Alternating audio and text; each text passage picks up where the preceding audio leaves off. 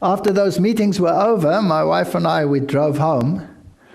And we had to travel very, very far. Because we were lecturing in this place, we took our little mobile with us. And we were looking for a place where we could stop for the night. And we put it on the GPS. Oh, here's a site where we can go and sleep tonight. And when we got there, the economy is so bad, the place didn't exist anymore. But it was still on the GPS. Where do you go now? This is a tiny little town in the middle of nowhere. In the old days, well, fair enough. You pull off the side of the road, you have a good nap, and you get up. Can't do that anymore. You end up without wheels, probably without life, nothing left of you, and probably violated in more ways than one. You cannot do that. You have to find a safe place. So we're driving, and we're driving. We get to the next place. Oh, here's 2 on the GPS. We go to both of them in the next town. They don't exist. And so we got into a final little place after 11 o'clock at night. And I'm wondering whether God leads us into these situations so that we can see things in a different light. And all these thoughts were going through our mind when we were talking about all of these issues. And we get to this place. And it's after 11. And I said, well, can we still phone these people? And I said, you know what? I'm so tired and you're so tired. Let's just phone them. It's their business. They want to make money. Let's phone them. So I phoned. They were still awake. They said, sure, come. And they took us there into the camping site, and we put our mobile down, and I was about to go and sleep when the owner, who was somewhat inebriated, because he had a bar and a hotel attached to his thing, and he must have been sitting, sipping away, recognized me in the middle of nowhere. And he said, aren't you Walter Fite? And I said, yes. And then he got obnoxious, exceedingly obnoxious. And I tried to calm him down. I didn't know what his problem was. But it turned out finally that the man was a very high Freemason. Now, he wouldn't have done that. He wouldn't have told me that if the beverage hadn't lightened his tongue. And so he got it talking to me, and more things came out than he might have wished, and we were trying to go to sleep and trying to distance ourselves from this and, bury the hatchet and what have you.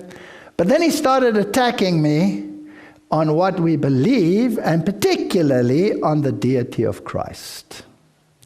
And he was adamant that Jesus wasn't God. And of course, knowing their inside doctrines, these, by the way, were all confirmed by the movement of this loose glossia tongue. And then he said to me, do you know what I do? What our job is and what we do in the lodge? I said, is there a lodge in this little town? He says, no. He was the Grand Master of a lodge from a different town further away. He said, we make it our business to go to every Christian pastor and to give them a copy of the Kuran, because it proves that Jesus isn't God. Did you know that? And I tried to start talking to him about the Quran, but the more I spoke, the more adamant he became. And then he said, the Bible is not the word of God, it's the devil's book. But the Quran, that's the word of God. Now, if you know the inside story there, I don't want to go into that. But the fact of the matter is, here we got it out of the horse's mouth. And then I think about people, even in my own ranks, that are so confused today and have laid the foundations aside and say, he's the same deity as our deity. And then on another occasion, I was taken to task by some high individuals about my stance that Catholicism and Islam have so much in common that it's tempting to speculate that they have some common origin. And after that conversation, they thought that would silence me, but they don't know me so well. It spurs me on. And so some of this, which we will be talking about, will be a little bit detailed, but nevertheless, I believe people must understand where we are and what we really believe. And what does the Bible teach?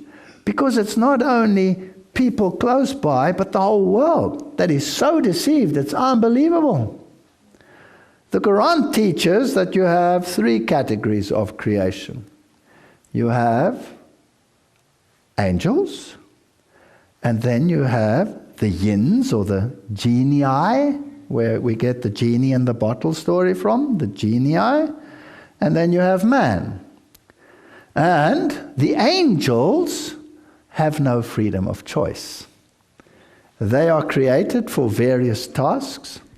Some of them are created to deal with the deceased. Some of them are created to take care of the fires of hell. Some are created to lie and worship Allah from morning till night and do nothing other than that. And we have the elements earth, wind, and fire, just as you have in other religious systems in the Quran, because the angelic host, which does not have freedom of choice, is from wind. So they are a creation of wind. The yins, on the other hand, or the genii, they are a creation of fire. And man is a creation of the earth, clay. And when mankind was created, God instructed the angels to bow down and worship man. And they did, because they don't have freedom of choice. And then he instructed the yins to bow down and worship man.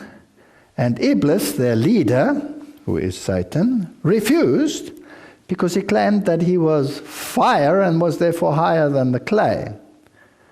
And that's how he fell. Now, these yins are basically demons then, as we would see them. But according to the Quran, the yins helped to build the Temple of Solomon. Does that make any sense? Let's read it. Surah 34, verse 12. And to Solomon we made the wind obedient. So the angels followed him, were obedient to him, they bowed down. Its early morning stride was a month's journey. There you go. Massive. And its evening stride was a month's journey. And we made a font of molten brass to flow for him.